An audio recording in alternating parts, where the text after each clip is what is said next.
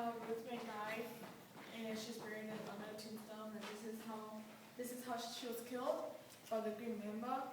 And this is related to human ingenuity because the snake represents evil, death, and stuff like that. And then humans have a tendency to think that the snakes are evil because of the story of the Bible from the story of Adam and Eve. So this is how the humans created the evil version of snakes. So whenever you think that snakes are evil, it's because we created that vision of how snakes are evil, and how that it brings the solution to the snakes, or that it brings downfall, and just like how Ruth May died. Next. Okay, so mine is a staircase of life, and here at the top of the staircase is representing heaven, and this is more like hell, obstacles of life. Okay, and the poem "Mother to Son" by Langston Hughes is about the mother telling her son and advising her son about how to take the journey of life, the journey of walking up the crystal staircase. And she mentions the obstacles, the attacks, the splinters that can prevent him and her from reaching to their destination, the heaven in the case. The devil here represents all the obstacles that one could go through, and it forces either her or her son down towards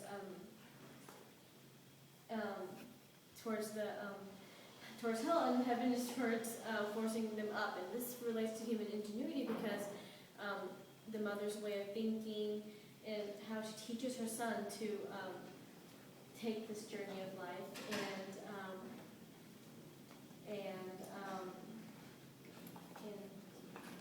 and also the ingenuity is shown. Oh wait, I have it here.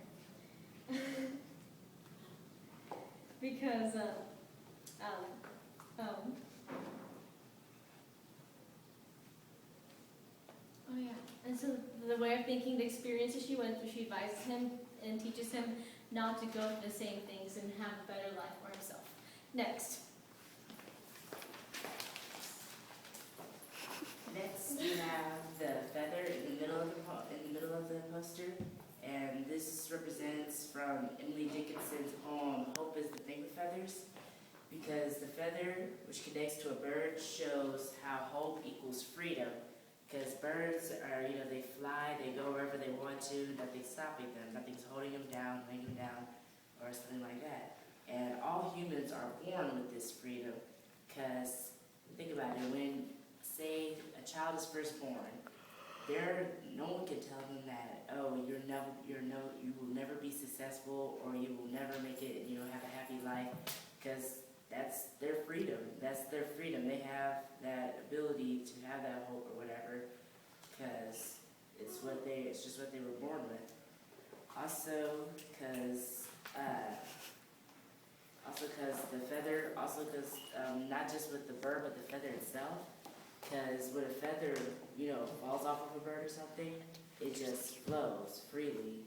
Nothing really touches it. It's just by itself. It's independent.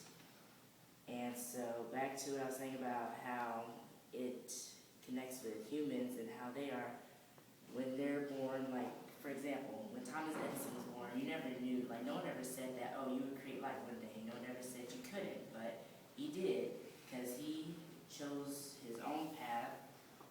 He ended up making a big impact in our life today by creating light, making electricity.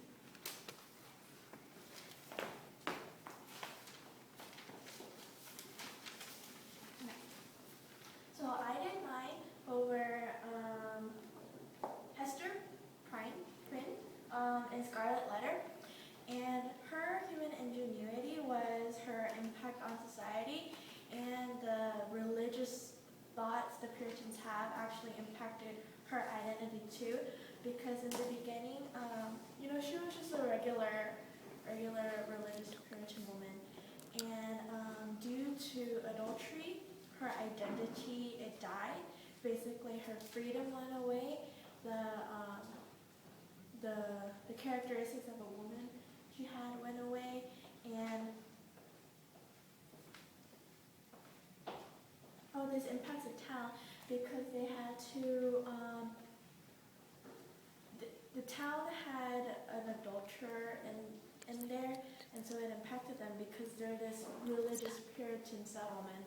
They're religious, but then all of a sudden a woman just commits adultery, and it really impacts them religiously, but also the thought that adultery is the most like deathly sin, the most sinful crime that anyone could ever commit.